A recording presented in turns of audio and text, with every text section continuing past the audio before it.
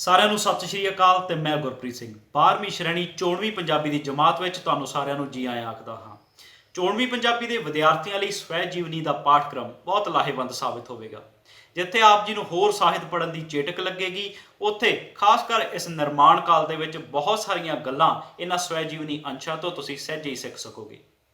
ਤਾਂ ਜਿੱਥੇ ਇਹ ਹਿੱਸਾ ਬਹੁਤ ਰੌਚਕ ਹੈ, ਉੱਥੇ ਤੁਹਾਨੂੰ ਆਪੇ ਨੂੰ ਪੇਸ਼ ਕਰਨ ਦੀ ਜਾਂਚ ਵੀ ਸਿਖਾਵੇਗਾ। ਉਮੀਦ ਕਰਦਾ ਹਾਂ ਕਿ ਵਿਦਿਆਰਥੀ ਇਹਨਾਂ ਸਵੈ ਜੀਵਨੀ ਅੰਸ਼ਾਂ ਤੱਕ ਹੀ ਸੀਮਿਤ ਨਹੀਂ ਰਹਿਣਗੇ, ਸਗੋਂ ਲਾਇਬ੍ਰੇਰੀ ਜਾ ਸਵੈ ਜੀਵਨੀ ਦੀ ਪੁਸਤਕ ਲੈ ਪੂਰੀ ਦੀ ਪੂਰੀ ਸਵੈ ਜੀਵਨੀ ਨੂੰ ਪੜ੍ਹਨਗੇ। ਤਾਂ ਆਓ ਸ਼ੁਰੂ ਕਰਦੇ ਹਾਂ ਅੱਜ ਦੀ ਜਮਾਤ।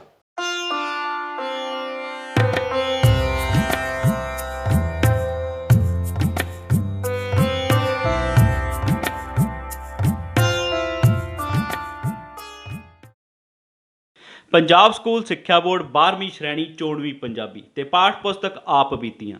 ਇਸ ਪਾਠ ਪੁਸਤਕ ਵਿੱਚ ਕੁਝ ਸਵੈ ਜੀਵਨੀ ਅੰਸ਼ਾਂ ਨੂੰ ਸ਼ਾਮਲ ਕੀਤਾ ਗਿਆ ਹੈ ਤੇ ਅੱਜ ਆਪਾਂ ਗੱਲ ਕਰਾਂਗੇ ਅੰਮ੍ਰਿਤਾ ਪ੍ਰੀਤਮ ਦੀ ਆਤਮ ਕਥਾ ਰਸੀਦੀ ਟਿਕਟ ਵਿੱਚੋਂ ਲਿਆ ਗਿਆ ਸਵੈ ਜੀਵਨੀ ਅੰਸ਼ ਮੈਂ ਤੇ ਮੇਰੇ ਦਾਰ ਜੀ ਬਾਰੇ। ਇਸ ਦੇ ਵਿੱਚ ਉਸਨੇ ਆਪਣੇ ਦਾਰ ਜੀ ਦੀ ਸ਼ਖਸੀਅਤ ਤੋਂ ਜੋ ਸਦੀਵੀ ਪ੍ਰਭਾਵਾਂ ਨੂੰ ਕਬੂਲਿਆ, ਉਹਨਾਂ ਦਾ ਜ਼ਿਕਰ ਕੀਤਾ ਹੈ।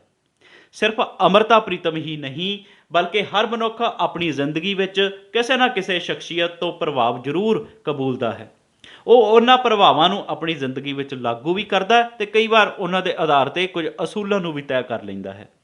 ਅੰਮ੍ਰਿਤਾ ਪ੍ਰੀਤਮ ਨੇ ਆਪਣੀ ਸਵੈ ਜੀਵਨੀ ਦੇ ਇਸ ਕਾਂਡ ਵਿੱਚ ਆਪਣੇ ਪਿਤਾ ਦੀ ਸ਼ਖਸੀਅਤ ਨੂੰ ਬਿਆਨਦਿਆਂ ਦੱਸਿਆ ਕਿ ਕਿਵੇਂ ਉਹਨਾਂ ਦਾ ਜੀਵਨ ਢੰਗ, ਉਹਨਾਂ ਦੇ ਵਿਚਾਰ, ਉਹਨਾਂ ਦੀ ਸੋਚ ਦਾ ਪ੍ਰਭਾਵ ਲੇਖਕਾਂ ਦੇ ਮਨ 'ਤੇ ਪਿਆ।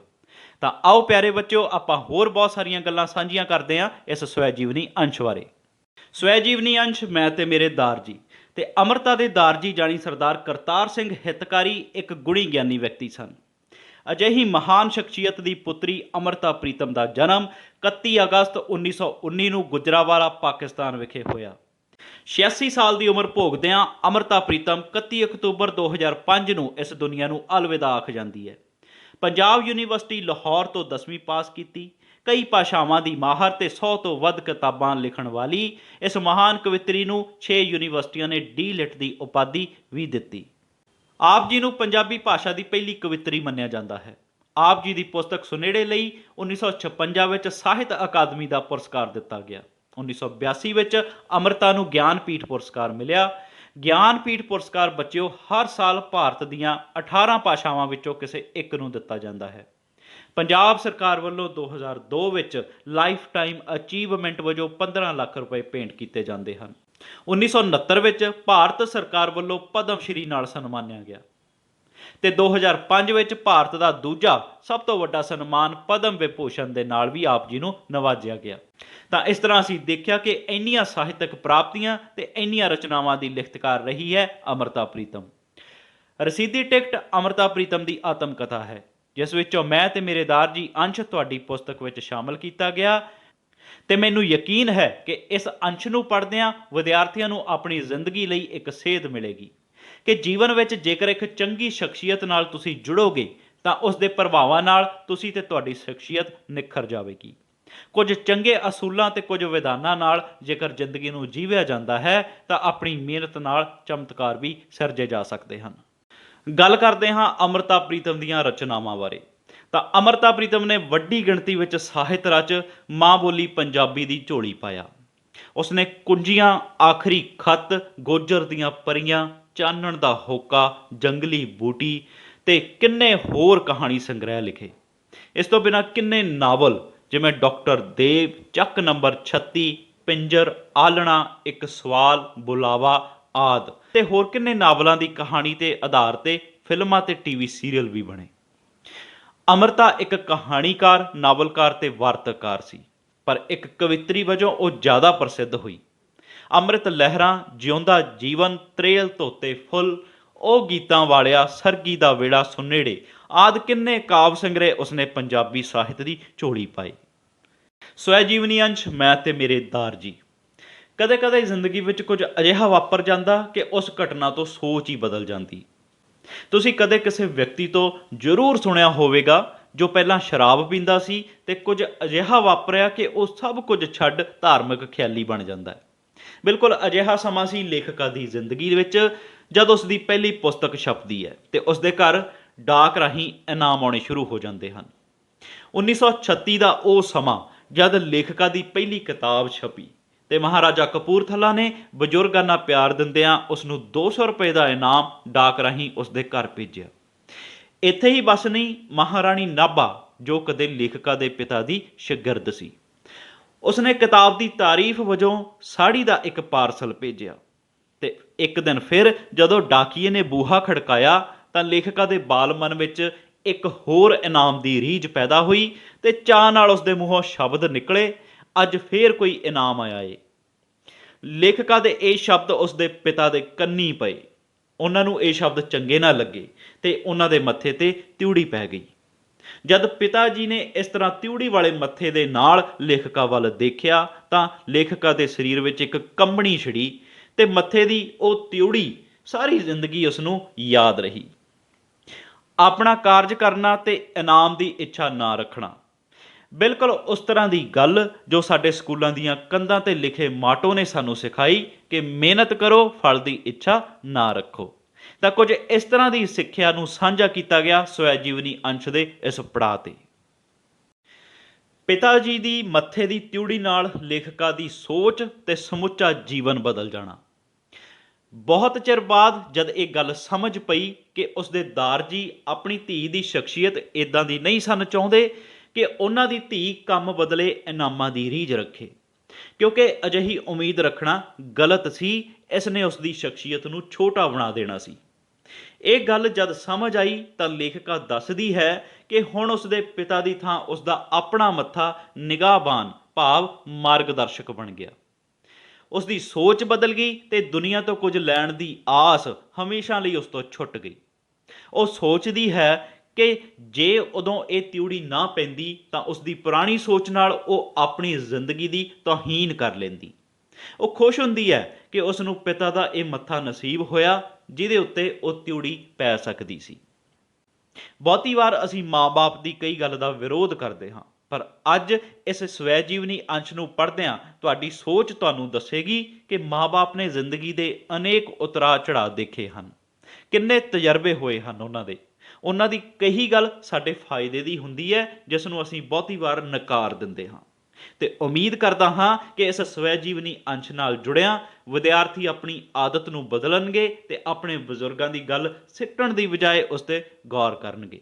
ਸਵੈ ਜੀਵਨੀ ਅੰਸ਼ ਮੈਂ ਤੇ ਮੇਰੇ ਦਾਰ ਜੀ।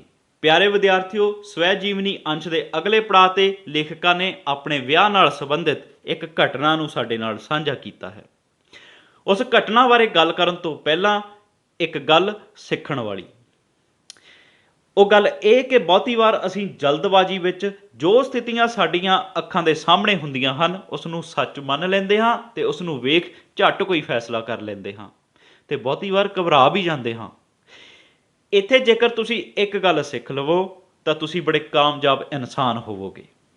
ਗੱਲ ਇਹ ਕਿ ਜੋ ਸਾਡੀਆਂ ਅੱਖਾਂ ਦੇ ਸਾਹਮਣੇ ਹੈ ਉਸ ਤੇ ਤੁਰੰਤ ਪ੍ਰਤੀਕਿਰਿਆ ਕਰਨ ਦੀ ਬਜਾਏ ਠਰਮੇ ਨਾਲ ਉਸ ਤੇ ਵਿਚਾਰ ਕੀਤਾ ਜਾਵੇ, ਆਪਣੇ ਦਿਮਾਗ ਅਨੁਸਾਰ ਖੋਜ ਕੀਤੀ ਜਾਵੇ, ਦੋਨੋਂ ਪੱਖ ਦੇਖੇ ਜਾਣ ਕਿ ਜੇ ਇਦਾਂ ਹੈ ਤਾਂ ਤੇ ਜੇ ਇਦਾਂ ਨਹੀਂ ਹੈ ਤਾਂ। ਦੋ ਚਿੱਤੀ ਵਿੱਚ ਨਾ ਪਾਓ। ਸੰਖੇਪ ਵਿੱਚ ਇਹ ਕਿ ਸਿੱਕੇ ਦੇ ਦੋਨੋਂ ਪਹਿਲੂ ਦੇਖੇ ਜਾਣ ਤੇ ਫਿਰ ਕੋਈ ਫੈਸਲਾ ਜਾਂ ਪ੍ਰਤੀਕਿਰਿਆ ਕੀਤੀ ਜਾਵੇ। ਇਸ ਤਰ੍ਹਾਂ ਦੇਖਣਾ ਕਿ ਤੁਸੀਂ ਕਿੰਨੀ ਆਪਣੇ ਸਰੀਰ ਦੀ ਊਰਜਾ ਨੂੰ ਬਚਾ ਲਵੋਗੇ। ਤੇ ਆਓ ਹੁਣ ਗੱਲ ਕਰਦੇ ਹਾਂ ਅੰਮ੍ਰਿਤਾ ਪ੍ਰੀਤਮ ਦੇ ਵਿਆਹ ਨਾਲ ਸੰਬੰਧਿਤ ਇੱਕ ਘਟਨਾ ਬਾਰੇ। 1936 ਵਿੱਚ ਪਹਿਲੀ ਵਾਰ ਲੇਖਕਾਂ ਦੀ ਕਿਤਾਬ ਛਪੀ ਤੇ 1936 ਵਿੱਚ ਹੀ ਉਸ ਦਾ ਵਿਆਹ ਤੈਅ ਹੋ ਜਾਂਦਾ ਹੈ। ਵਿਆਹ ਵਾਲੀ ਰਾਤ ਛੱਤ ਤੇ ਜਾ ਕੇ ਲੇਖਕਾ ਰੋਣ ਲੱਗੀ ਤੇ ਪਿਤਾ ਨੂੰ ਮਿੰਨਤ ਕੀਤੀ ਕਿ ਉਸਨੇ ਵਿਆਹ ਨਹੀਂ ਕਰਵਾਉਣਾ, ਜਦਕਿ ਬਰਾਤ ਆ ਚੁੱਕੀ ਸੀ ਤੇ ਬਰਾਤ ਨੇ ਰਾਤ ਦਾ ਖਾਣਾ ਵੀ ਖਾ ਲਿਆ ਸੀ। ਕਾਰਨ ਇਹ ਕਿ ਲੇਖਕਾ ਦੇ ਪਿਤਾ ਜੀ ਨੂੰ ਲੜਕੇ ਵਾਲਿਆਂ ਵੱਲੋਂ ਇੱਕ ਸੁਨੇਹਾ ਮਿਲਦਾ ਕਿ ਜੇ ਕੋਈ ਰਿਸ਼ਤੇਦਾਰ ਪੁੱਛੇ ਤਾਂ ਤੁਸੀਂ ਕਹਿ ਦੇਣਾ ਕਿ ਤੁਸੀਂ ਇੰਨੇ 1000 ਰੁਪਏ ਨਗਦ ਦਾਜ ਵਿੱਚ ਦਿੱਤੇ ਹਨ। ਪਿਤਾ ਜੀ ਨੇ ਇਸ ਨੂੰ ਇੱਕ ਇਸ਼ਾਰਾ ਸਮਝਿਆ ਕਿ ਇਦਾਂ ਆਖ ਅਸਲ ਵਿੱਚ ਉਹ ਪੈਸੇ ਹੀ ਮੰਗ ਰਹੇ ਹਨ। ਪਿਤਾ ਕੋਲ ਇੰਨਾ ਰੁਪਇਆ ਹੱਥ ਵਿੱਚ ਨਹੀਂ ਸੀ ਤਾਂ ਉਹ ਘਬਰਾ ਜਾਂਦੇ ਹਨ। ਜਦੋਂ ਉਹਨਾਂ ਨੇ ਇਹ ਸਾਰੀ ਗੱਲ ਲੇਖਕਾਂ ਨੂੰ ਦੱਸੀ ਤਾਂ ਉਸ ਦਾ ਮਨ ਸੀ ਕਿ ਉਹ ਅੱਜ ਮਰ ਜਾਵੇ। ਉਸ ਦੀ ਮਰੀ ਹੋਈ ਮਾਂ ਦੀ ਸਹੇਲੀ ਪ੍ਰੀਤਮ ਕੌਰ ਜੋ ਉਸ ਰਾਤ ਮਹਿਮਾਨ ਆਈ ਹੋਈ ਸੀ, ਉਸਨੇ ਜਦ ਇਹ ਹਾਲਤ ਦੇਖੀ ਤਾਂ ਉਸਨੇ ਆਪਣੇ ਹੱਥਾਂ ਵਿੱਚੋਂ ਸੋਨੇ ਦੀਆਂ ਸਾਰੀਆਂ ਚੂੜੀਆਂ ਲਾਹ ਪਿਤਾ ਦੇ ਅੱਗੇ ਰੱਖ ਦਿੱਤੀਆਂ। ਇਹ ਵੇਖ ਪਿਤਾ ਦੀਆਂ ਅੱਖਾਂ ਭਰ ਆਈਆਂ। ਇਹ ਘੜੀ ਲੇਖਕਾ ਲਈ ਮੌਤ ਤੋਂ ਵੀ ਭੈੜੀ ਬਣ ਗਈ। ਪਰ ਗੱਲ ਸਪਸ਼ਟ ਹੋ ਜਾਂਦੀ ਹੈ, ਉਦੋਂ ਹੀ ਪਤਾ ਲੱਗਦਾ ਹੈ ਕਿ ਲੜਕੇ ਵਾਲੇ ਕੋਈ ਨਗਦ ਰੁਪਇਆ ਨਹੀਂ ਚਾਹੁੰਦੇ ਸਨ ਤੇ ਨਾ ਹੀ ਇਹ ਗੱਲ ਇਸ਼ਾਰੇ ਦੇ ਨਾਲ ਕਹੀ ਗਈ ਸੀ, ਸਗੋਂ ਕੁਝ ਰਿਸ਼ਤੇਦਾਰਾਂ ਦੀ ਤਸੱਲੀ ਲਈ ਇਹ ਗੱਲ ਫੈਲਾਈ ਗਈ ਸੀ। ਮਾਂ ਦੀ ਸਹੇਲੀ ਨੇ ਚੂੜੀਆਂ ਮੁੜ ਪਹਿਨ ਲਈਆਂ, ਪਰ ਇਸ ਔਰਤ ਦਾ ਸਤਿਕਾਰ ਲੇਖਕਾਂ ਦੇ ਮਨ ਵਿੱਚ ਹਮੇਸ਼ਾ ਰਹਿੰਦਾ ਹੈ। ਤਾਂ ਇਸ ਤਰ੍ਹਾਂ ਦੇਖਿਆ ਕਿ ਕਿਵੇਂ ਇੱਕ ਗਲਤਫਹਿਮੀ ਭਾਰੂ ਪੈ ਸਕਦੀ ਸੀ, ਜਾਨ ਜਾ ਸਕਦੀ ਸੀ। ਪਿਆਰੇ ਵਿਦਿਆਰਥੀਓ, ਤੁਸੀਂ ਵੀ ਜਵਾਨੀ ਦੀ ਦਹਲੀਜ਼ 'ਤੇ ਹੋ। ਅਗਲੀ ਜ਼ਿੰਦਗੀ ਦੀਆਂ ਜ਼ਿੰਮੇਵਾਰੀਆਂ ਤੁਹਾਡੀ ਉਡੀਕ ਕਰ ਰਹੀਆਂ ਹਨ। ਘਰ ਵਿੱਚ ਜਾਂ ਸਮਾਜ ਵਿੱਚ ਛੋਟੀ ਜਿਹੀ ਗੱਲ ਹੋਣ 'ਤੇ ਕਿੰਨੀ ਵਾਰ ਅਸੀਂ ਨਿਰਾਸ਼ ਹੋ ਜਾਂਦੇ ਹਾਂ। ਮਨ ਵਿੱਚ ਖਿਆਲ ਆਉਣ ਲੱਗਦੇ ਹਨ ਕਿ ਮੈਂ ਘਰੋਂ ਭੱਜ ਜਾਵਾਂ, ਮਰ ਜਾਂ, ਜਾਂ ਮੈਂ ਜੇ ਅਮੀਰ ਹੁੰਦਾ, ਜਾਂ ਜੇ ਇਹ ਚੀਜ਼ ਮੇਰੀ ਹੁੰਦੀ ਤਾਂ ਮੈਂ ਕਿੰਨਾ ਖੁਸ਼ ਹੋਣਾ ਸੀ। ਇਸ ਤਰ੍ਹਾਂ ਦੀਆਂ ਗੱਲਾਂ ਆਮ ਹੁੰਦੀਆਂ ਨੇ। ਤਾਂ ਬੱਚਿਓ, ਇਹ ਕੁਝ ਨਹੀਂ, ਇਹ ਇੱਕ ਉਮਰ ਦਾ ਵੇਗ ਹੈ। ਆਪ ਜੀ ਨੂੰ ਇਸੇ ਲਈ ਇਦਾਂ ਦੀ ਸਿੱਖਿਆ ਦਿੱਤੀ ਜਾਂਦੀ ਹੈ, ਪੜ੍ਹਾਈ ਦੇ ਨਾਲੋਂ ਨਾਲ ਗੱਲਾਂ ਸਮਝਾਈਆਂ ਜਾਂਦੀਆਂ ਹਨ ਕਿ ਤੁਸੀਂ ਇਹਨਾਂ ਵੇਗਾਂ 'ਤੇ ਕਾਬੂ ਪਾ ਸਕੋ। ਉਮੀਦ ਕਰਦਾ ਹਾਂ ਕਿ ਵਿਦਿਆਰਥੀ ਇਹ ਗੱਲਾਂ ਤੋਂ ਜ਼ਰੂਰ ਕੁਝ ਨਾ ਕੁਝ ਸਿੱਖਣਗੇ। ਤੇ ਜੇ ਗੱਲ ਕਰੀਏ ਅੰਮ੍ਰਿਤਾ ਪ੍ਰੀਤਮ ਦੇ ਸਵੈ ਜੀਵਨੀ ਅੰਸ਼ ਦੇ ਅਗਲੇ ਪੜਾਅ ਦੀ, ਤਾਂ ਕਿੰਨੇ ਗੁਣਾਂ ਦੀ ਮਾਲਕ ਅੰਮ੍ਰਿਤਾ, ਤੇ ਉਸ ਵਿੱਚ ਇਹ ਗੁਣ ਉਸਦੇ ਪਿਤਾ ਜੀ ਦੀ ਦੇਣ। ਆਤਮ ਵਿਸ਼ਵਾਸ ਵਰਗੇ ਗੁਣਾਂ ਨੂੰ ਪਿਤਾ ਦੁਆਰਾ ਬਚਪਨ ਵਿੱਚ ਹੀ ਭਰ ਦਿੱਤਾ ਜਾਂਦਾ ਹੈ। ਜਦ 5 ਵਰ੍ਹਿਆਂ ਦੀ ਉਮਰ ਵਿੱਚ ਲੇਖਕਾ ਬੌਲੀ ਸਾਹਿਬ ਗੁਰਦੁਆਰੇ ਅਰਦਾਸ ਕਰਦੀ ਹੈ। ਪਿਤਾ ਵੱਲੋਂ ਲੇਖਕਾ ਨੂੰ ਅਰਦਾਸ ਦਾ ਇੱਕ ਇੱਕ ਸ਼ਬਦ ਯਾਦ ਕਰਵਾਇਆ ਗਿਆ। ਉਹਨਾਂ ਸਮਝਾਇਆ ਕਿ ਹਜ਼ੂਰੀ ਵਿੱਚ ਹੱਥ ਜੋੜ ਖੜ ਜਾਣਾ ਹੈ, ਸੰਗਤ ਵੱਲ ਨਹੀਂ ਵੇਖਣਾ ਤੇ ਨਾ ਸੋਚਣਾ ਕਿ ਲੋਕ ਤੈਨੂੰ ਵੇਖ ਰਹੇ ਹਨ। ਇਸ ਤਰ੍ਹਾਂ ਇੱਕ ਵੀ ਹਰਫ ਤੈਨੂੰ ਨਹੀਂ ਭੁੱਲੇਗਾ। ਇਹ ਸਿੱਖਿਆ ਨੇ ਲੇਖਕਾ ਦੀ ਜ਼ਿੰਦਗੀ ਵਿੱਚ ਵੱਡੇ ਵੱਡੇ ਕੰਮ ਕੀਤੇ। ਜਿਸ ਵੇਲੇ ਉਹ ਲਿਖ ਰਹੀ ਹੁੰਦੀ, ਪੂਰੀ ਦੀ ਪੂਰੀ ਉਸ ਵਿੱਚ ਸਮਾਈ ਹੁੰਦੀ। ਕਦੇ ਇਹ ਖਿਆਲ ਨਹੀਂ ਆਉਣ ਦਿੱਤਾ ਕਿ ਇਹਨੂੰ ਪੜ੍ਹ ਕੇ ਲੋਕ ਕੀ ਕਹਿਣਗੇ, ਉਸਤਤ ਤੇ ਨਿੰਦਾ ਕੀ ਹੈ। ਉਸਦੇ ਪਿਤਾ ਨੇ ਇਸ ਬਾਰੇ ਜੋ ਸਿੱਖਿਆ ਲੇਖਕਾਂ ਨੂੰ ਦਿੱਤੀ, ਉਸ ਨਾਲ ਜ਼ਿੰਦਗੀ ਵਿੱਚ ਜੋ ਹੋਇਆ, ਚਾਹੇ ਉਸਤਤ ਚਾਹੇ ਨਿੰਦਾ, ਉਸ ਸਿੱਖਿਆ ਨੇ ਕਦੇ ਡੋਲਣ ਨਾ ਦਿੱਤਾ, ਮਨ ਨੂੰ ਹਮੇਸ਼ਾ ਟਿਕਾਣੇ ਰੱਖਿਆ। ਇੱਥੇ ਬੜੀ ਕੀਮਤੀ ਗੱਲ ਤੇ ਤੁਸੀਂ ਮਹਿਸੂਸ ਕਰੋਗੇ ਕਿ ਇਹ ਗੱਲ ਤਾਂ ਮੇਰੀ ਹੀ ਹੋ ਰਹੀ ਹੈ। ਤੁਹਾਨੂੰ ਸਟੇਜ ਦੇ ਉੱਪਰ ਅਧਿਆਪਕ ਦੁਆਰਾ ਅਕਸਰ ਚੜ੍ਹਾਇਆ ਜਾਂਦਾ ਹੈ ਤੇ ਵਿਦਿਆਰਥੀਆਂ ਦੇ ਇਕੱਠ ਅੱਗੇ ਕੁਝ ਬੋਲਣ ਜਾਂ ਗਾਉਣ ਲਈ ਆਖਿਆ ਜਾਂਦਾ ਹੈ। ਉਸ ਵੇਲੇ ਬਹੁਤੇ ਵਿਦਿਆਰਥੀਆਂ ਦੇ ਮੂੰਹ ਤੇ ਸ਼ਰਮ ਵਾਲੀ ਹਾਸੀ ਜੀ ਹੁੰਦੀ ਹੈ ਤੇ ਅੱਖਾਂ ਨੂੰ ਲੁਕਾਉਂਦਿਆਂ ਉਹ ਅਕਸਰ ਕਹਿ ਦਿੰਦੇ ਆ, ਨਹੀਂ ਜੀ, ਮੈਂ ਨਹੀਂ ਜੀ, ਨਹੀਂ ਜੀ, ਮੈਨੂੰ ਨਹੀਂ ਆਉਂਦਾ। ਕਿਉਂ ਬੱਚਿਓ, ਆ ਗਈ ਨਾ ਚਿਹਰੇ ਤੇ ਮੁਸਕਾਨ? ਅਸੀਂ ਇਦਾਂ ਹੀ ਕਰਦੇ ਹਾਂ, ਪਰ ਬੱਚਿਓ ਇਹ ਸਹੀ ਨਹੀਂ। ਵਿਦਿਆਰਥੀ ਜੀਵਨ ਦਾ ਦੂਜਾ ਨਾਮ ਹੈ ਸਿੱਖਣ ਦਾ ਜੀਵਨ। ਤੇ ਜੇ ਤੁਸੀਂ ਇਸ ਸਮੇਂ ਨੂੰ ਸੰਭਾਲ ਲੈਂਦੇ ਹੋ, ਆਪਣੇ ਆਪ ਨੂੰ ਸਿੱਖਿਅਤ ਕਰ ਲੈਂਦੇ ਹੋ, ਤਾਂ ਜ਼ਿੰਦਗੀ ਦੀਆਂ ਠੋਕਰਾਂ ਤੁਹਾਡੇ ਨੇੜੇ ਵੀ ਨਹੀਂ ਆਉਣਗੀਆਂ। ਦੇਖੋ, ਤੁਸੀਂ ਕਿਤਾਬੀ ਗਿਆਨ ਤਾਂ ਸਿੱਖ ਲਿਆ, ਸੋਹਣੇ ਨੰਬਰ ਲੈ ਲਏ, ਪਰ ਕਿੰਨੀਆਂ ਗੱਲਾਂ ਤੁਸੀਂ ਸਿੱਖੀਆਂ ਨਹੀਂ। ਤੁਸੀਂ ਇਕੱਠ ਦੇ ਸਾਹਮਣੇ ਬੋਲਣਾ ਨਹੀਂ ਸਿੱਖਿਆ, ਤੁਸੀਂ ਆਪਣਾ ਆਪ ਬਿਆਨ ਕਰਨਾ ਨਹੀਂ ਸਿੱਖਿਆ, ਤੇ ਕਿੰਨੀਆਂ ਹੋਰ ਸਾਰੀਆਂ ਗੱਲਾਂ। ਪਰ ਘਬਰਾਓ ਨਾ, ਸਮਾਂ ਹਮੇਸ਼ਾ ਕਹਿੰਦਾ ਕਿ ਸਿੱਖੋ, ਸਿੱਖਣ ਦੀ ਕੋਈ ਉਮਰ ਨਹੀਂ। ਤਾਂ ਉਮੀਦ ਕਰਦਾ ਕਿ ਵਿਦਿਆਰਥੀ ਆਪਣਾ ਸੰਗਾਊ ਸੁਭਾਅ ਛੱਡ ਕੇ ਆਤਮ ਵਿਸ਼ਵਾਸੀ ਬਣਨਗੇ। ਸੋਚੋ, ਜੇ ਅੱਜ ਅੰਮ੍ਰਿਤਾ ਸੰਗਾਊ ਹੁੰਦੀ ਤਾਂ ਅੱਜ ਅੰਮ੍ਰਿਤਾ ਪ੍ਰੀਤਮ ਇੱਕ ਮਹਾਨ ਕਵਿੱਤਰੀ ਨਾ ਬਣਦੀ। ਅਜਿਹੀਆਂ ਗੱਲਾਂ ਨੂੰ ਜੇ ਵਿਦਿਆਰਥੀ ਜੀਵਨ ਦੌਰਾਨ ਹੀ ਆਪਣੇ ਲੜ ਬੰਨ੍ਹ ਲੈਂਦੇ ਹਾਂ ਤਾਂ ਸਫਲਤਾ ਪੈਰ ਚੁੰਮੇਗੀ ਤੇ ਤੁਹਾਡੀ ਅੰਦਰਲੀ ਪ੍ਰਤਿਭਾ ਚਮਤਕਾਰਾਂ ਨੂੰ ਸਿਰਜੇਗੀ। ਸਵੈ ਜੀਵਨੀ ਅੰਸ਼ ਮੈਂ ਤੇ ਮੇਰੇ ਦਾਰਜੀ ਦੇ ਅਗਲੇ ਪੜਾਅ 'ਤੇ ਲੇਖਕਾਂ ਨੇ ਆਪਣੇ ਦਾਰਜੀ ਦੀ ਸ਼ਖਸੀਅਤ ਬਾਰੇ ਜੋ ਗੱਲਾਂ ਸਾਂਝੀਆਂ ਕੀਤੀਆਂ, ਆਓ ਦੇਖਦੇ ਹਾਂ। ਲੇਖਕਾਂ ਦੇ ਪਿਤਾ ਜੀ ਕਿਤਾਬਾਂ ਵਿੱਚ ਜਾਗਦੇ ਤੇ ਕਿਤਾਬਾਂ ਵਿੱਚ ਹੀ ਸੌਂਦੇ। ਹਰ ਵੇਲੇ ਉਹ ਪ੍ਰਾਚੀਨ ਖਰੜਿਆਂ ਦਾ ਅਧਿਐਨ ਕਰਦੇ ਰਹਿੰਦੇ। ਸਿੱਖ ਇਤਿਹਾਸ ਦੀਆਂ ਲੋਕ ਕੁਰਬਾਨੀਆਂ ਦੀ ਗੱਲ ਕਰਦਿਆਂ ਉਹਨਾਂ ਦੀ ਆਵਾਜ਼ ਭਰ ਆਉਂਦੀ ਸੀ ਤੇ ਉਹਨਾਂ ਨੇ ਸਿੱਖ ਇਤਿਹਾਸ ਦੀਆਂ ਕਈ ਵਾਰਦਾਤਾਂ ਤੇ ਸਲਾਈਡਸ ਬਣਵਾਈਆਂ। ਖਾਮੋਸ਼ ਫਿਲਮਾਂ ਦਾ ਜ਼ਮਾਨਾ ਸੀ, ਵੀਡੀਓ ਬਾਰੇ ਸੋਚਿਆ ਵੀ ਨਹੀਂ ਸੀ ਜਾ ਸਕਦਾ। ਆਪਣੀ ਸਮਰੱਥਾ ਤੋਂ ਵੱਧ ਖਰਚ ਕਰ ਉਹ ਸਲਾਈਡਸ ਵਿਖਾਉਣ ਵਾਲੀ ਮਸ਼ੀਨ ਖਰੀਦਦੇ ਹਨ। ਉਹ ਵੱਡੀ ਕੰਧ ਤੇ ਸਕਰੀਨ ਲਾ ਲੋਕਾਂ ਨੂੰ ਇਹ ਸਲਾਈਡਾਂ ਦਿਖਾਉਂਦੇ ਤੇ ਨਾਲੋਂ ਨਾਲ ਹੋਈ ਘਟਨਾ ਦੀ ਪੂਰੀ ਵਾਰਦਾਤ ਸੁਣਾਉਂਦੇ। ਇੱਕ ਵਾਰ ਮੁਜੰਗ ਗੁਰਦੁਆਰੇ ਵਿੱਚ ਰਾਤ ਨੂੰ ਬਾਹਰਲੀ ਕੰਧ ਉੱਪਰ ਸਕਰੀਨ ਲਾ जद ਸਲਾਈਡਸ ਦਿਖਾਉਣੀਆਂ ਸ਼ੁਰੂ ਕੀਤੀਆਂ ਤਾਂ ਲੋਕ ਦਰੀਆਂ ਉੱਤੇ ਬੈਠੇ ਹੈਰਾਨੀ ਨਾਲ ਸਭ ਕੁਝ ਵੇਖ ਰਹੇ ਸਨ। ਲੇਖਿਕਾ ਵੀ ਉਸ ਵੇਲੇ ਆਪਣੇ ਪਿਤਾ ਦੇ ਨਾਲ ਗਈ ਹੋਈ ਸੀ ਤੇ ਉਹ ਬੜੀ ਛੋਟੀ ਜੀ ਸੀ। ਅਚਾਨਕ ਪਿੱਛੋਂ ਕੁਝ ਲੋਕਾਂ ਦੀ ਆਵਾਜ਼ ਆਈ, ਬੰਦ ਕਰੋ ਇਹ ਸਿਨੇਮਾ। ਲੋਕ ਘਬਰਾ ਗਏ। ਦਾਰਜੀ ਨੇ ਨਾਲ ਦਿਆਂ ਬੰਦਿਆਂ ਨੂੰ ਸਾਰਾ ਸਮਾਨ ਛੇਤੀ ਨਾਲ ਟਰੰਕ ਵਿੱਚ ਸਾਂਭਣ ਲਈ ਕਿਹਾ ਤੇ ਆਪ ਲੇਖਿਕਾ ਦੀ ਬਾਂਹ ਫੜ ਭੀੜ ਤੋਂ ਬਾਹਰ ਆ ਗਏ। ਉਸ ਤੋਂ ਬਾਅਦ ਕਦੇ ਦਾਰਜੀ ਨੇ ਉਹ ਟਰੰਕ ਦੁਬਾਰਾ ਨਹੀਂ ਖੋਲ੍ਹਿਆ। ਉਹ ਉਦਾਸ ਰਹਿਣ ਲੱਗੇ ਤੇ ਅਕਸਰ ਕਹਿੰਦੇ ਕਿ ਮੂਰਖਾਂ ਨਾਲ ਬਹਿਸ ਨਹੀਂ ਹੋ ਸਕਦੀ, ਪਰ ਵਰਸ਼ਿਆਂ ਦੀ ਚਮਕ ਲੇਖਿਕਾ ਦੇ ਚੇਤਿਆਂ ਵਿੱਚ ਹਮੇਸ਼ਾ ਰਹਿੰਦੀ ਹੈ। ਸਵੈ ਜੀਵਨੀ ਅੰਸ਼ ਦੇ ਆਖਰੀ ਪੜਾਅ ਤੇ ਲੇਖਿਕਾ ਨੇ ਗੱਲ ਕੀਤੀ ਕਿ ਕਿਵੇਂ ਉਸਨੇ ਭਾਰਤ ਤੇ ਪੰਜਾਬ ਦੀ ਧਰਤੀ ਤੇ 1947 ਤੇ ਫਿਰ 1984 ਦੇ ਦੁਖਾਂਤ ਨੂੰ ਝੱਲਿਆ। 1947 ਦਾ ਦਰਦਨਾਕ ਸਮਾਂ ਤੇ ਉਸ ਵੇਲੇ ਦਾਰਜੀ ਨਹੀਂ ਰਹੇ ਸਨ। 1946 ਵਿੱਚ ਹੀ ਉਹ ਚਲਾਣਾ ਕਰ ਗਏ। ਉਸ ਵੇਲੇ ਦੇ ਸੀਨ ਨੂੰ ਵੇਖ ਮੈਂ ਤੱਤੀ ਧੀ ਪੰਜਾਬ ਦੀ ਵਰਗੀਆਂ ਨਜ਼ਮਾਂ ਉਸ ਦੀ ਕਲਮੋਂ ਨਿਕਲਦੀਆਂ ਹਨ। ਫਿਰ 1984 ਦਾ ਸਮਾਂ ਜਦੋਂ ਦਿੱਲੀ ਤੇ ਕਈ ਹੋਰ ਸ਼ਹਿਰਾਂ ਦੀ ਮਿੱਟੀ ਕਤਲੇਆਮ ਨਾਲ ਲਹੂ ਵਿੱਚ ਭਿੱਜ ਗਈ ਤਾਂ ਉਸ ਵੇਲੇ ਉਸ ਕੋਲ ਇੱਕ ਕਲਮ ਹੀ ਸੀ ਜਿਸ ਨਾਲ ਉਸਨੇ ਦਰਦਾਂ ਨਾਲ ਭਿੱਜੇ ਸ਼ਬਦਾਂ ਵਾਲੀਆਂ ਨਜ਼ਮਾਂ ਲਿਖੀਆਂ। ਜਦੋਂ ਕਹਿੰਦੀ ਹੈ ਕਿ ਅੱਜ ਅੱਖਾਂ ਵਾਰਿਸ ਸ਼ਾਹ ਨੂੰ ਕਿਤੋਂ ਕਬਰਾਂ ਵਿੱਚੋਂ ਬੋਲ ਤੇ ਅੱਜ ਕਿਤਾਬੇ ਇਸ਼ਕ ਦਾ ਕੋਈ ਅਗਲਾ ਵਰਕਾ ਫੋਲ। ਇੱਕ ਰੋਈ ਸੀ ਧੀ ਪੰਜਾਬ ਦੀ ਤੂੰ ਲਿਖ ਲਿਖ ਮਾਰੇ ਬੈਣ, ਅੱਜ ਲੱਖਾਂ ਧੀਆਂ ਰੋਂਦੀਆਂ ਤੈਨੂੰ ਵਾਰਿਸ ਸ਼ਾਹ ਨੂੰ ਕਹਿਣ। ਵੇ ਦਰਦ ਮੰਦਾ ਦਿਆ ਦਰਦੀਆ ਉੱਠ ਤੱਕ ਆਪਣਾ ਪੰਜਾਬ, ਅੱਜ ਵੇਲੇ ਲਾਸ਼ਾਂ ਵਿਛੀਆਂ ਤੇ ਲਹੂ ਦੀ ਭਰੀ ਚਨਾਬ। ਇਸ ਤੋਂ ਬਿਨਾਂ ਇੱਕ ਹੋਰ ਦਰਦ ਜੋ ਉਸ ਦੀ ਕਲਮ ਨੇ ਚਿਤਰਿਆ। ਚਾਨਣ ਰੋਜ਼ ਚੁਗਲੀਆਂ ਖਾਂਦਾ ਤੇ ਹਨੇਰਾ ਘਰਾਂ ਦੀ ਕੁੰਡੀ ਖੋਲ ਦਿੰਦਾ।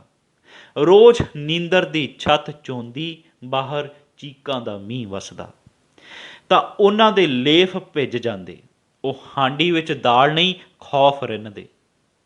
ਉਹ ਲਿਖਦੀ ਕਿ ਕਿਵੇਂ ਰਾਤ ਦੇ ਹਨੇਰਿਆਂ ਵਿੱਚ ਲੁੱਟ ਮੱਚਦੀ, ਰਾਤਾਂ ਨੂੰ ਕਿਸੇ ਦੀ ਅੱਖ ਵਿੱਚ ਨੀਂਦ ਨਾ ਰਹਿੰਦੀ। ਚਾਰ ਚੁਫੇਰੇ ਚੀਕਾਂ ਸੁਣਦੀਆਂ ਤੇ ਘਰਾਂ ਦੀਆਂ ਹਾਂਡੀਆਂ ਵਿੱਚ ਦਾਲ ਨਹੀਂ ਸਗੋਂ ਖੌਫ ਰਿੰਨ੍ਹੇ ਜਾਂਦੇ।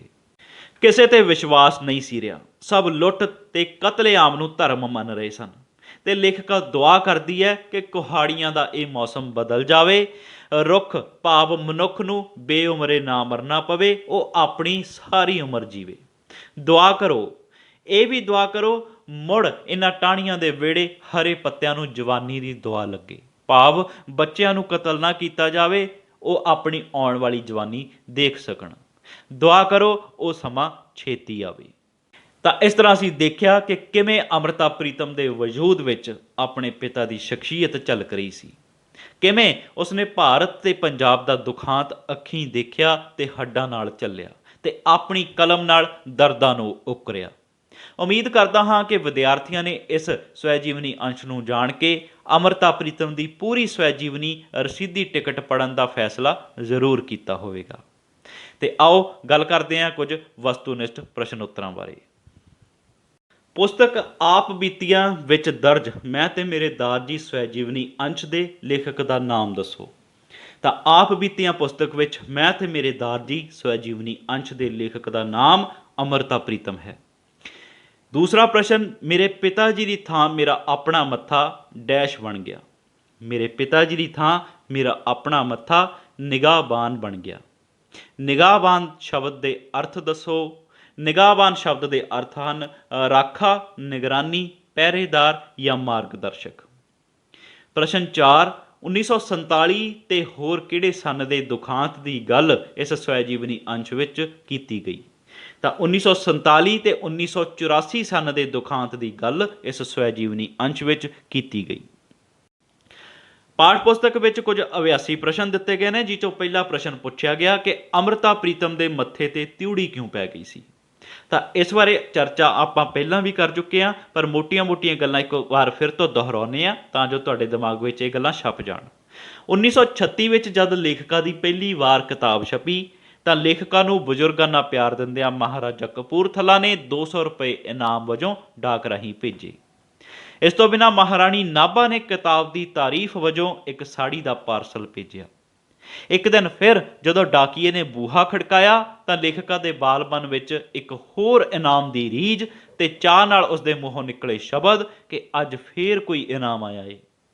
ਲੇਖਕਾ ਦੇ ਇਹ ਸ਼ਬਦ ਜਦ ਉਸਦੇ ਪਿਤਾ ਦੇ ਕੰਨੀ ਪਏ ਤਾਂ ਆਪਣੀ ਧੀ ਦੇ ਮੂੰਹੋਂ ਅਜਿਹੇ ਸ਼ਬਦ ਉਹਨਾਂ ਨੂੰ ਚੰਗੇ ਨਹੀਂ ਲੱਗੇ ਤੇ ਉਹਨਾਂ ਦੇ ਮੱਥੇ ਤੇ ਤਿਉੜੀ ਪੈ ਗਈ। ਜਦ ਪਿਤਾ ਜੀ ਨੇ ਇਸ ਤਰ੍ਹਾਂ ਤਿਉੜੀ ਵਾਲੇ ਮੱਥੇ ਨਾਲ ਲੇਖਕਾ ਵੱਲ ਦੇਖਿਆ ਤਾਂ ਉਸਦੇ ਸਰੀਰ ਵਿੱਚ ਇੱਕ ਕੰਬਣੀ ਛਿੜੀ ਤੇ ਪਿਤਾ ਦੇ ਮੱਥੇ ਦੀ ਉਹ ਤਿਉੜੀ ਸਾਰੀ ਜ਼ਿੰਦਗੀ ਉਸ ਨੂੰ ਯਾਦ ਰਹਿੰਦੀ ਹੈ। ਤਾਂ ਇਸ ਘਟਨਾ ਤੋਂ ਕੁਝ ਵਸਤੂਨਿਸ਼ਟ ਪ੍ਰਸ਼ਨ ਕੱਢ ਤੁਹਾਡੇ ਅੱਗੇ ਰੱਖੇ। ਅਗਰ ਤੁਸੀਂ ਬੜੇ ਧਿਆਨ ਦੇ ਨਾਲ ਇਸ ਸਵੈਜੀਵਨੀ ਅੰਸ਼ ਨਾਲ ਜੁੜੇ ਹੋਵੋਗੇ ਤਾਂ ਇਹਨਾਂ ਪ੍ਰਸ਼ਨਾਂ ਦੇ ਉੱਤਰ ਤੁਹਾਡੇ ਟਿਪਸ ਤੇ ਹੋਣਗੇ। ਅਮਰਤਾ ਪ੍ਰੀਤਮ ਦੀ ਪਹਿਲੀ ਕਿਤਾਬ ਕਦੋਂ ਛਪੀ? ਅਮਰਤਾ ਪ੍ਰੀਤਮ ਦੀ ਪਹਿਲੀ ਕਿਤਾਬ 1936 ਵਿੱਚ ਛਪੀ। ਲੇਖਕਾਂ ਨੂੰ 200 ਰੁਪਏ ਇਨਾਮ ਕਿਸ ਨੇ ਭੇਜਿਆ? ਲੇਖਕਾਂ ਨੂੰ 200 ਰੁਪਏ ਇਨਾਮ ਮਹਾਰਾਜਾ ਕਪੂਰਥਲਾ ਨੇ ਭੇਜਿਆ। ਅਮਰਤਾ ਪ੍ਰੀਤਮ ਨੂੰ ਮਹਾਰਾਣੀ ਨਾਭਾ ਨੇ ਤਾਰੀਫ ਵਜੋਂ ਸੂਟ ਭੇਜਿਆ ਸੀ, ਸਾੜੀ ਭੇਜੀ ਸੀ, ਸ਼ਾਲ ਭੇਜਿਆ ਸੀ ਜਾਂ ਸੋਨੇ ਦਾ ਹਾਰ ਭੇਜਿਆ ਸੀ? ਤਾਂ ਅਮਰਤਾ ਪ੍ਰੀਤਮ ਨੂੰ ਮਹਾਰਾਣੀ ਨਾਭਾ ਨੇ ਤਾਰੀਫ ਵਜੋਂ ਇੱਕ ਸਾੜੀ ਭੇਜੀ ਸੀ। ਡਾਕੀਏ ਦੇ ਬੂਹਾ ਖੜਕਾਉਣ ਤੇ ਲੇਖਕਾ ਦੇ ਮੂੰਹੋਂ ਕਿਹੜੇ ਸ਼ਬਦ ਨਿਕਲੇ? ਅੱਜ ਫੇਰ ਕੋਈ ਇਨਾਮ ਆਇਆ ਏ। ਇਹ ਸ਼ਬਦ ਲੇਖਕਾ ਦੇ ਮੂੰਹੋਂ ਨਿਕਲੇ ਜਦ ਡਾਕੀਏ ਨੇ ਬੂਹਾ ਖੜਕਾਇਆ। ਆਖਰੀ ਪ੍ਰਸ਼ਨ, ਲੇਖਕਾ ਦੇ ਸਰੀਰ ਨੂੰ ਕੰਬਣੀ ਕਿਉਂ ਛਿੜੀ? ਜਦ ਪਿਤਾ ਦੇ ਮੱਥੇ ਤੇ ਤਿਉੜੀ ਵੇਖੀ ਤਾਂ ਲੇਖਕਾ ਦੇ ਸਰੀਰ ਨੂੰ ਕੰਬਣੀ ਛਿੜੀ। 2 ਅਭਿਆਸੀ ਪ੍ਰਸ਼ਨ, ਪ੍ਰਸ਼ਨ 2, ਪ੍ਰਸ਼ਨ 3। ਆਪਣੇ ਵਿਆਹ ਵਾਲੀ ਰਾਤ ਨੂੰ ਲੇਖਕਾ ਉਦਾਸ ਕਿਉਂ ਸੀ ਤੇ ਪ੍ਰੀਤਮ ਕੌਰ ਨੇ ਲੇਖਕਾ ਦੇ ਪਿਤਾ ਅੱਗੇ ਆਪਣੇ ਸੋਨੇ ਦੀਆਂ ਚੂੜੀਆਂ ਲਾ ਕੇ ਕਿਉਂ ਰੱਖ ਦਿੱਤੀਆਂ ਸਨ? 1936 ਵਿੱਚ ਲੇਖਕਾ ਦਾ ਵਿਆਹ ਤੈਅ ਹੋਇਆ ਤੇ ਵਿਆਹ ਵਾਲੀ ਰਾਤ ਛੱਤ ਤੇ ਜਾ ਲੇਖਕਾ ਰੋਣ ਲੱਗੀ। ਪਿਤਾ ਨੂੰ ਮਿੰਨਤ ਕੀਤੀ ਕਿ ਉਸਨੇ ਵਿਆਹ ਨਹੀਂ ਕਰਵਾਉਣਾ, ਜਦਕਿ ਬਰਾਤ ਆ ਚੁੱਕੀ ਸੀ ਤੇ ਬਰਾਤ ਨੇ ਰਾਤ ਦਾ ਖਾਣਾ ਵੀ ਖਾ ਲਿਆ ਸੀ। ਕਾਰਨ ਇਹ ਸਾਹਮਣੇ ਆਇਆ ਕਿ ਲੇਖਕਾ ਦੇ ਪਿਤਾ ਨੂੰ ਲੜਕੇ ਵਾਲਿਆਂ ਵੱਲੋਂ ਇੱਕ ਸੁਨੇਹਾ ਮਿਲਿਆ ਕਿ ਜੇ ਕੋਈ ਰਿਸ਼ਤੇਦਾਰ ਪੁੱਛੇ ਤਾਂ ਤੁਸੀਂ ਕਹਿ ਦੇਣਾ ਕਿ ਇੰਨੇ 1000 ਰੁਪਏ ਨਗਦ ਤੁਸੀਂ ਦਾਜ ਵਿੱਚ ਦਿੱਤੇ ਹਨ। ਪਿਤਾ ਜੀ ਨੇ ਇਸ ਨੂੰ ਇੱਕ ਇਸ਼ਾਰਾ ਸਮਝਿਆ ਕਿ ਇਦਾਂ ਆਖ ਕੇ ਲੜਕੇ ਵਾਲੇ ਅਸਲ ਵਿੱਚ ਪੈਸੇ ਮੰਗ ਰਹੇ ਹਨ। ਪਿਤਾ ਕੋਲ ਇੰਨਾ ਰੁਪਇਆ ਹੱਥ ਵਿੱਚ ਨਹੀਂ ਸੀ। ਉਹ ਘਬਰਾ ਜਾਂਦੇ ਨੇ ਤੇ ਜਦ ਲੇਖਕਾ ਨੂੰ ਇਹ ਗੱਲ ਦੱਸੀ ਤਾਂ ਉਸ ਦਾ ਮਨ ਸੀ ਕਿ ਉਹ ਅੱਜ ਮਰ ਜਾਵੇ। ਮਰੀ ਹੋਈ ਮਾਂ ਦੀ ਸਹੇਲੀ ਪ੍ਰੀਤਮ ਕੌਰ ਜੋ ਮਹਿਮਾਨ ਆਈ ਹੋਈ ਸੀ, ਉਸਨੇ ਜਦ ਇਹ ਹਾਲਤ ਦੇਖੀ ਤਾਂ ਆਪਣੇ ਹੱਥ ਵਿੱਚੋਂ ਸੋਨੇ ਦੀਆਂ ਸਾਰੀਆਂ ਚੂੜੀਆਂ ਲਾ ਪਿਤਾ ਅੱਗੇ ਰੱਖ ਦਿੱਤੀਆਂ। ਪਿਤਾ ਦੀਆਂ ਅੱਖਾਂ ਭਰ ਆਈਆਂ। ਇਹ ਘੜੀ ਲੇਖਕਾ ਲਈ ਮੌਤ ਤੋਂ ਭੈੜੀ ਬਣ ਗਈ। ਇਸ ਘਟਨਾ ਨਾਲ ਸੰਬੰਧਿਤ ਕੁਝ ਵਸਤੂਨਿਸ਼ਟ ਪ੍ਰਸ਼ਨ ਤੁਹਾਡੇ ਅੱਗੇ ਰੱਖੇ ਕਿ ਲੇਖਕਾ ਦੀ ਪਹਿਲੀ ਕਿਤਾਬ 1936 ਵਿੱਚ ਛਪਦੀ ਹੈ ਤਾਂ ਦੱਸੋ ਲੇਖਕਾ ਦਾ ਵਿਆਹ ਕਦੋਂ ਹੋਇਆ? ਲੇਖਕਾ ਦੀ ਪਹਿਲੀ ਕਿਤਾਬ 1936 ਵਿੱਚ ਛਪੀ ਤੇ ਲੇਖਕਾ ਦਾ ਵਿਆਹ ਵੀ 1936 ਵਿੱਚ ਹੀ ਤੈਅ ਹੋਇਆ। ਅਮਰਤਾ ਪ੍ਰੀਤਮ ਦੇ ਸਹੁਰਿਆਂ ਨੇ ਦਾਜ ਵਿੱਚ ਕਾਰ ਮੰਗੀ ਸੀ, ਕਥਨ ਸਹੀ ਜਾਂ ਗਲਤ? ਅਮਰਤਾ ਪ੍ਰੀਤਮ ਦੇ ਸਹੁਰਿਆਂ ਨੇ ਦਾਜ ਵਿੱਚ ਕਾਰ ਮੰਗੀ ਸੀ, ਇਹ ਕਥਨ ਗਲਤ ਹੈ। ਪ੍ਰੀਤਮ ਕੌਰ ਅਮਰਤਾ ਪ੍ਰੀਤਮ ਦੀ ਕੀ ਸੀ? ਭੂਆ, ਚਾਚੀ, ਮਾਮੀ ਜਾਂ ਮਾਂ ਦੀ ਸਹੇਲੀ?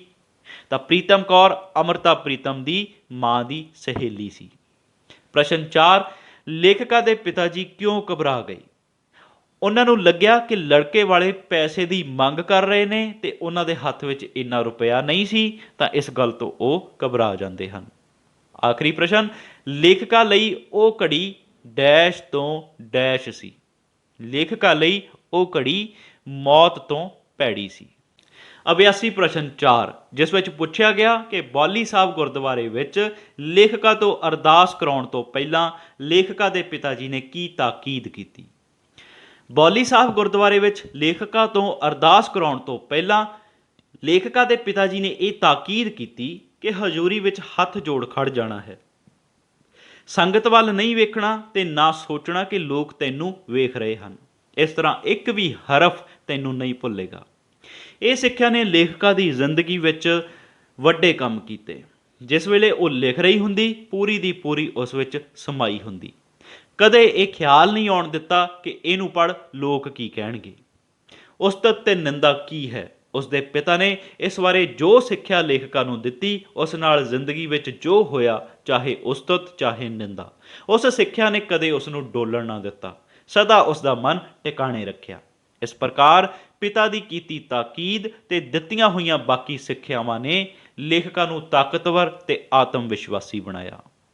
ਇਸ ਦੇ ਨਾਲ ਸੰਬੰਧਿਤ ਕੁਝ ਵਸਤੂਨਿਸ਼ਟ ਪ੍ਰਸ਼ਨ ਕਿ ਕਿੰਨੇ ਸਾਲ ਦੀ ਉਮਰ ਵਿੱਚ ਲੇਖਕਾਂ ਨੇ ਬੌਲੀ ਸਾਹਿਬ ਗੁਰਦੁਆਰੇ ਅਰਦਾਸ ਕੀਤੀ? 5 ਸਾਲ ਦੀ ਉਮਰ ਵਿੱਚ ਲੇਖਕਾਂ ਨੇ ਬੌਲੀ ਸਾਹਿਬ ਗੁਰਦੁਆਰੇ ਅਰਦਾਸ ਕੀਤੀ। ਦੂਸਰਾ ਪ੍ਰਸ਼ਨ, ਹਜ਼ੂਰੀ ਵਿੱਚ ਡੈਸ਼ ਖੜ ਜਾਣਾ ਹੈ ਤੇ ਡੈਸ਼ ਵੱਲ ਨਹੀਂ ਦੇਖਣਾ। ਹਜ਼ੂਰੀ ਵਿੱਚ ਹੱਥ ਜੋੜ ਖੜ ਜਾਣਾ ਹੈ ਤੇ ਸੰਗਤ ਵੱਲ ਨਹੀਂ ਦੇਖਣਾ। ਕੁਝ ਲਿਖਣ ਵੇਲੇ ਲੇਖਕਾ ਪੂਰੀ ਦੀ ਪੂਰੀ ਉਸ ਰਚਨਾ ਵਿੱਚ ਸਮਾਈ ਹੁੰਦੀ। ਕਥਨ ਸਹੀ ਜਾਂ ਗਲਤ? ਕੁਝ ਲਿਖਣ ਵੇਲੇ ਲੇਖਕਾ ਪੂਰੀ ਦੀ ਪੂਰੀ ਉਸ ਰਚਨਾ ਵਿੱਚ ਸਮਾਈ ਹੁੰਦੀ। ਕਥਨ ਸਹੀ ਹੈ। ਚੌਥਾ ਪ੍ਰਸ਼ਨ, ਆਪਣੀ ਜ਼ਿੰਦਗੀ ਵਿੱਚ ਉਸਤਤ ਤੇ ਨਿੰਦਾ ਵਿੱਚੋਂ ਲੇਖਕਾਂ ਨੇ ਜ਼ਿਆਦਾ ਪਰਵਾਹ ਕਿਸ ਦੀ ਕੀਤੀ?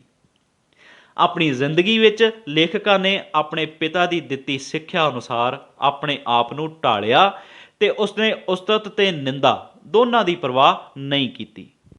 ਸਵੈ ਜੀਵਨੀ ਅੰਸ਼ ਦਾ ਆਖਰੀ ਪ੍ਰਸ਼ਨ, ਲੇਖਕਾਂ ਦੇ ਪਿਤਾ ਦੁਆਰਾ ਸਿੱਖ ਇਤਿਹਾਸ ਬਾਰੇ ਸਲਾਈਡਸ ਵਿਖਾਉਣ ਦੀ ਘਟਨਾ ਨੂੰ ਆਪਣੇ ਸ਼ਬਦਾਂ ਵਿੱਚ ਲਿਖੋ। ਲੇਖਕਾਂ ਦੇ ਪਿਤਾ ਜੀ ਜਦ ਸਿੱਖ ਇਤਿਹਾਸ ਦੀਆਂ ਲੋਕ ਕੁਰਬਾਨੀਆਂ ਦੀ ਗੱਲ ਕਰਦੇ ਤਾਂ ਉਹਨਾਂ ਦੀ ਆਵਾਜ਼ ਭਰ ਆਉਂਦੀ ਤੇ ਉਹਨਾਂ ਨੇ ਸਿੱਖ ਇਤਿਹਾਸ ਦੀਆਂ ਕਈ ਵਾਰਦਾਤਾਂ ਤੇ ਸਲਾਈਡਸ ਬਣਵਾਈਆਂ।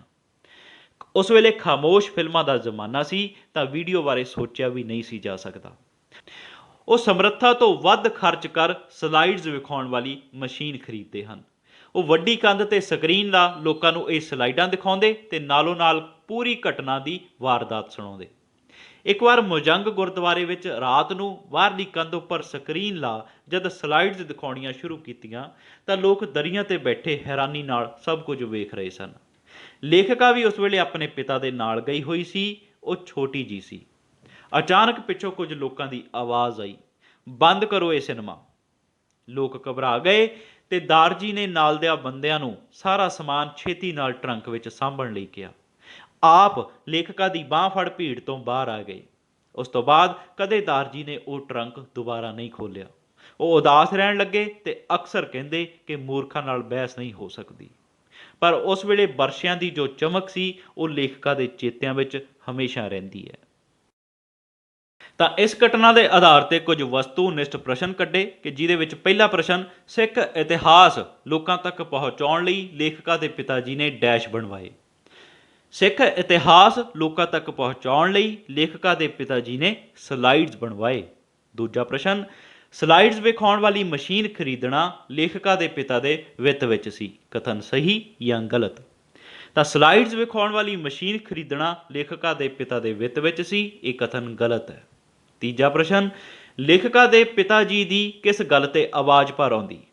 ਲੇਖਕਾਂ ਦੇ ਪਿਤਾ ਜੀ ਜਦੋਂ ਸਿੱਖ ਇਤਿਹਾਸ ਦੀਆਂ ਲੋਕ ਕੁਰਬਾਨੀਆਂ ਦੀ ਗੱਲ ਕਰਦੇ ਤਾਂ ਉਹਨਾਂ ਦੀ ਆਵਾਜ਼ ਭਰ ਆਉਂਦੀ।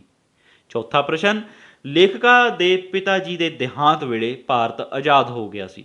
ਕਥਨ ਸਹੀ ਜਾਂ ਗਲਤ? ਲੇਖਕਾਂ ਦੇ ਪਿਤਾ ਜੀ ਦੇ ਦੇਹਾਂਤ ਵੇਲੇ ਭਾਰਤ ਆਜ਼ਾਦ ਹੋ ਗਿਆ ਸੀ। ਇਹ ਕਥਨ ਗਲਤ ਹੈ।